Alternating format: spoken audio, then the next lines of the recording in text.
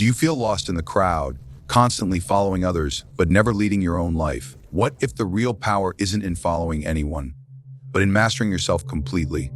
Stay with me till the end of this video, and I'll reveal how to break free from all chains and become the true ruler of your own destiny.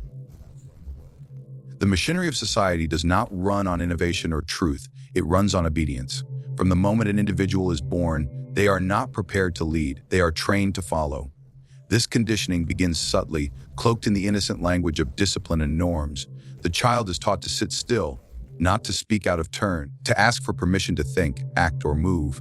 The educational system, despite all its claims of nurturing minds, functions more as an assembly line that strips away autonomy and replaces it with compliance. It rewards those who memorize, not those who question, praises the obedient student, not the dangerous one who asks, why? This isn't an accident. It is a calculated structure designed to create predictable, manageable citizens who will plug into the roles prepared for them, never questioning the blueprints of their lives. This design of dependence continues into adulthood. Society hands out titles, roles, ranks, and expectations, all carefully crafted identities that prevent individuals from confronting their raw, unfiltered selves. The employee submits to the employer. The citizen yields to the state. The believer bows to the clergy. This architecture of authority ensures that most people will spend their lives reacting to commands rather than issuing them. It is a world of perpetual subordination, disguised as stability. Comfort becomes the leash, and fear of chaos becomes the prison guard. The masses are made to believe that their safety lies in surrendering their agency to higher powers. Institutions, leaders, ideologies, none of which truly serve the individual. The most dangerous illusion is that this system is benevolent. It teaches that order comes from above, that morality is handed down, that truth is something to be received rather than forged. Obedience is sanctified. Rebellion is demonized. Those who follow the rules are labeled good, while those who break them, even with reason, are cast out as threats. But in truth, this good versus evil dichotomy is a mechanism of control. The obedient are rewarded not because they are right, but because they are useful. And those who step outside the lines threaten the illusion of order and must therefore be shamed, silenced, or destroyed. The reason most people never rule themselves is because they were never taught that it was even an option. Their desires have been shaped by others, their goals implanted by culture, and their fears manufactured by those who benefit from their submission. They confuse obedience with virtue and dependence with love. They wait for leaders, saviors, or movements to give them permission to live boldly, to think freely, to speak dangerously. And in doing so, they forfeit the one thing that could set them free, the will to take responsibility for their own mind. To rule oneself is not a romantic ideal. It is a violent severing from the herd. It means becoming a threat to systems that rely on your weakness. It requires abandoning the comfort of approval, the sedation of routine, the sweet poison of certainty. It means facing yourself without anesthesia, your contradictions, your fears, your latent power. Most avoid this confrontation because it is easier to remain a follower in a system of shadows than to become a sovereign in the blinding light of truth. Mastery does not begin with conquering others. It begins with conquering the chaos within. The world reveres external victories, wealth, influence, dominance. But these are fleeting if the individual is still ruled by impulse, fear, or insecurity. To rule oneself is not merely to restrain emotion, but to understand it as a weapon, a tool, a language of the unconscious that must be deciphered, not suppressed. The man who cannot govern his own rage becomes a slave to those who can provoke it. The one who cannot manage his envy becomes easy prey for the illusions of status. Self-mastery, then, is not about denying emotion. It is about converting it into power through awareness and discipline. From the moment a thought arises, a ruler must ask, is this mine or was it planted? Much of what passes through the mind is inherited. Fragments of culture, echoes of parental commands, the residue of propaganda. The sovereign mind isolates these intrusions and surgically removes them. It does not cling to inherited values simply because they are familiar. It tests every belief under the harsh light of reason and necessity. Anything that weakens the will must be discarded, no matter how sacred it seems. The ability to detach from inherited morality is a sign of mental sovereignty. The herd follows conscience as if it were divine, never realizing it was constructed to keep them harmless. But the one who rules himself creates his own values, tools sharpened for survival, not ideals designed for domestication.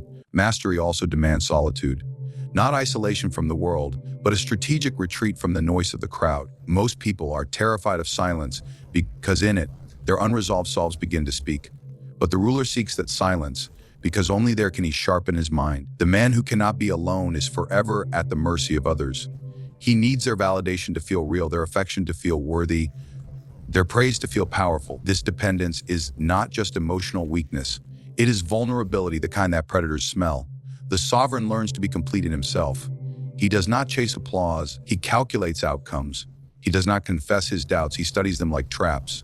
His inner world becomes a fortress, guarded not by walls, but by clarity. This clarity is not easy to achieve. It is forged in discomfort. It means watching your own mind betray you. Your own desires lead you into weakness. The ruler does not flinch. He observes, he studies, he tightens the reins. The goal is not to become emotionless. That is a lie told by those who cannot endure feeling. The goal is to become strategic with emotion, to feel rage but not act on it blindly, to feel fear but convert it into calculation movement, to feel desire but let it serve domination, not distraction. Every sensation, every thought must be judged not by its sincerity, but by its utility. The ruler is not sentimental. He does not ask whether something feels right. He asks whether it serves the mission. True mastery is rare because it requires the individual to become both commander and soldier of the self. Most people prefer to outsource this burden. They hand over their emotions to therapists, their morality to religions, their decisions to trends. But the one who rules himself does not look outward. He walks the battlefield of his own psyche with a sword in one hand and a torch in the other. He exposes lies, slays weakness, and rebuilds the inner world brick by brick. And he does it alone, not because he despises others, but because he refuses to be ruled by anything less than truth. The illusion of authority is one of the most potent weapons used to keep men in chains. It dresses itself in robes, uniforms, titles, and tradition. It speaks in tones of certainty and promises order, morality, and meaning. But beneath the mask, it is often nothing more than an opportunist wielding your own fear against you. The average person bows to power without ever examining its source. They obey the voice that commands them because they have been trained to assume that loudness implies wisdom, that position implies merit, and that tradition implies truth. This blindness is not innocence. It is chosen ignorance. It is easier to believe that someone else knows better than to carry the burden of self-responsibility. So they submit, hoping to be protected, never realizing they are merely being used. Those who rise to positions of authority often understand something the masses do not. Perception is more important than truth. It is not necessary to be just only to appear just. It is not essential to be strong only to be feared. Authority does not need to prove itself. It must only convince others not to question it. And the simplest way to maintain control is to infantilize the people, to make them doubt their own minds, to convince them that rebellion is madness and obedience is virtue. The result is a society of adults who speak like parrots, repeating official narratives with pride, not realizing they are protecting the very structures that diminish them. The idolization of leaders is a symptom of spiritual weakness. When people are disconnected from their own power, they begin to search for substitutes outside themselves. They elevate charismatic figures to godlike status, not because those figures are divine, but because the followers are empty. They need something to believe in. But belief is a drug, and leaders are the dealers. They offer certainty in exchange for submission. They offer identity in exchange for individuality. And once a person begins to surrender their judgment to another, they become a tool useful, predictable, and expendable.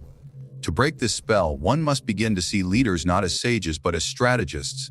They are not superior beings. They are simply those who understood the rules of the game and played it ruthlessly. Some are intelligent, many are cunning, and most are ruthless in their hunger for control. The follower waits for justice, the ruler imposes his version of it. The follower begs for clarity, the ruler creates it.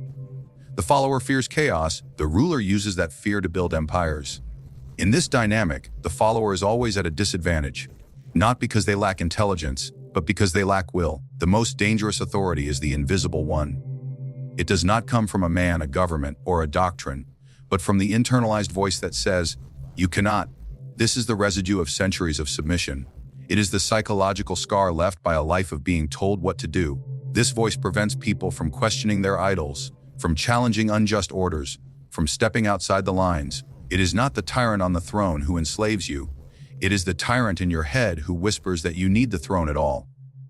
When this voice is silenced, when a person finally dares to think in his own language, speak in his own tone, and act by his own compass, the entire structure of authority begins to shake. Reclaiming sovereignty means no longer worshiping those who sit in high places. It means realizing that the same flaws, the same fears, and the same hungers exist in those who command. The ruler bleeds just like the beggar. The difference is only in how each uses his mind. Authority is not inherently legitimate. It is legitimized by your consent, and consent once withdrawn reveals how fragile power truly is. When you see the man behind the curtain, when you stop believing in the myths of titles and the theater of control, the world changes. You are no longer a citizen of a kingdom. You become a kingdom unto yourself. Power does not belong to the loudest man in the room. It belongs to the one who controls the narrative. The battlefield is not always made of blood and iron. More often, it is made of perception. Those who dominate others do not need to use force if they can mold belief. The most effective rulers understand this well. They do not conquer bodies, they conquer minds. If you can control what people see, what they hear, and how they interpret events, you can steer entire civilizations without lifting a sword. This is not merely deception, it is architecture. It is the calculated construction of reality, piece by piece, until truth itself becomes irrelevant and only utility remains. In this structure, lies are not accidental, they are deliberate tools. The wise manipulator never reveals his full hand. He plants seeds and allows others to draw their own conclusions. He knows that people do not resist what they believe they have discovered themselves. If a man can be made to believe that an idea was his own, he will defend it with his life. This is the art of dominance, not through intimidation, through invisible strings that lead the prey exactly where you wish them to go. The puppet dances not because it is forced, but because it believes the music is beautiful. This illusion of choice is one of the most powerful tools in the arsenal of control. To craft the narrative, one must first understand desire. People are not motivated by logic. They are driven by hope, fear, pride, and shame. These are the levers of mass manipulation. Tell a man he is oppressed, and he will seek liberation. Tell him he is chosen, and he will follow you into war. Tell him he is in danger, and he will give away his freedom for safety. Tell him he is guilty, and he will kneel without chains. The ruler who understands these currents can guide populations without ever appearing to lead them. He becomes a myth, an archetype, a necessary fiction in the minds of those who need to believe that someone is in control. But to use this strategy effectively, one must learn to detach from moral restraint. Truth, to the strategist, is not sacred. It is useful or it is not. The moralist, obsessed with being good, limits his options. The tactician, obsessed with winning, expands them. This does not mean one must be cruel, only that one must never be knave. Morality is a costume often worn by those who seek power to cloak their hunger and virtue. Those who wish to dominate must understand the world as it is, not as they wish it to be. The man who clings to ideals in a world ruled by perception is like a soldier who brings a poem to a battlefield. He will be trampled by those who understood the terrain. The manipulation of narrative also requires patience. The great power players do not rush. They seed an idea, and then they wait. They let the herd carry it forward, spread it, mutate it, until it becomes indistinguishable from truth. The origin is forgotten, the message becomes culture, and the manipulator fades into the background. That is true dominance, to be the invisible hand behind the public mind. Not to command openly, but to shape the very lens through which reality is viewed. It is not enough to win. You must make the world forget that there was ever a game. Information is the battlefield now, and attention is the currency. He who can direct attention controls reality. In this age, outrage is manufactured, heroes are scripted, and enemies are chosen not because they are dangerous, but because they are useful symbols. The most successful ruler knows how to write the story before it is told, how to preempt rebellion by shaping its language, how to turn even dissent into a reinforcement of his own narrative. When the people shout, he nods, pretends to listen, then uses their noise to amplify his next move. The crowd is never the threat, it is the mirror in which power sees itself, distorted and glorified. And so, the man who seeks total dominance must become a master of fiction, a builder of belief, a sculptor of illusions. He must learn to lie with elegance, to plant truth like a trap, and to cloak control in the language of freedom. He must understand that power is not just taken, it is performed. And in the theater of control, the one who writes the script will always be above the one who merely acts it out. Beneath every system of power lies a single principle: control the individual by controlling what he thinks he is allowed to become. The most complete form of dominance is not physical slavery, but psychological confinement. It is when a person polices himself without orders, conforms without being forced, and suppresses his own potential because he has been convinced that freedom is dangerous. To dominate totally, you do not need cages. You only need limits dressed as virtues.